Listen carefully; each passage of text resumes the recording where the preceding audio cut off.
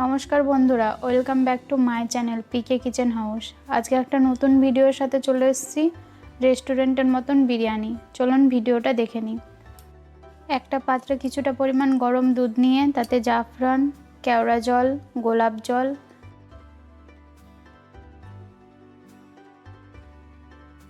দু ফোঁটা মিঠা আতর দিয়ে নেড়েচেড়ে নিয়ে ওটাকে ঢাকা দিয়ে রেখে দিতে হবে কিছুক্ষণ। একটা কড়াইতে তেল নিয়ে তেলটা গরম হওয়ার পরে আমরা বেরেস্তাটা ভেজে নেব।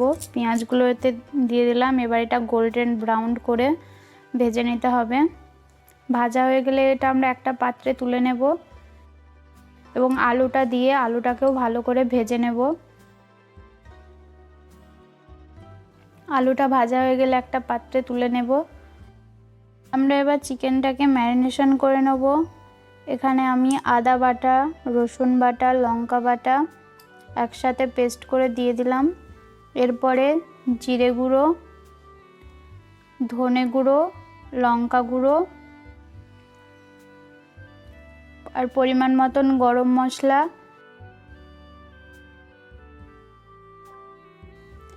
এখানে বেরেস্তা ভাজা তেলটাও দিয়ে দেব। একসাথে দিয়ে মাখিয়ে নেব।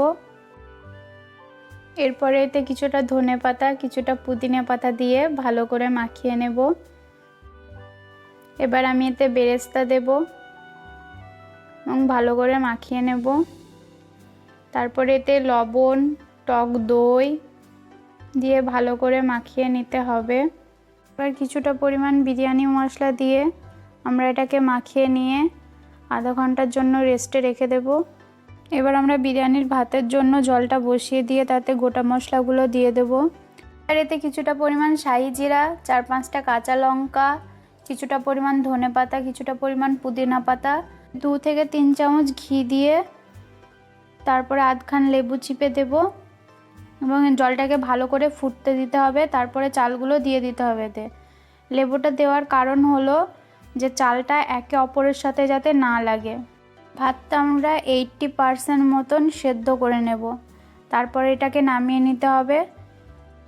আমরা একটা কড়াইতে অল্প পরিমাণ ঘি দিয়ে তাতে অল্প পরিমাণ শাহি জিরা ফেলে দেব। তারপরে রেস্টে রাখা মাংসটা দিয়ে ভালো করে কষিয়ে নেব। মাংসটা কষানো হয়ে গেলে আলুটা দিয়ে দেব এবং ভালো করে মাখিয়ে নেব।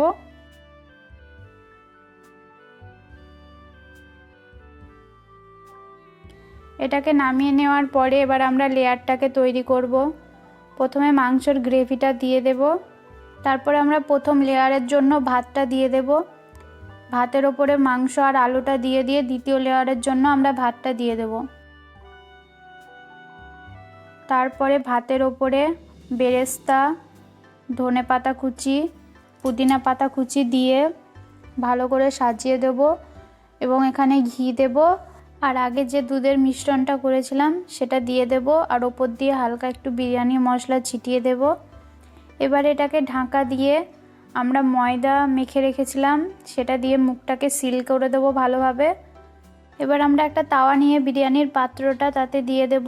প্রথমে 5 মিনিট হাই হিটে, তারপরে 10 মিনিট লো হিটে রান্না করে নেব। তারপরে 15 মিনিট এটাকে এরকমভাবে রেস্টে রেখে দিতে হবে। তাহলেই তৈরি হয়ে গেল রেস্টুরেন্টের মতন স্পেশাল চিকেন বিরিয়ানি।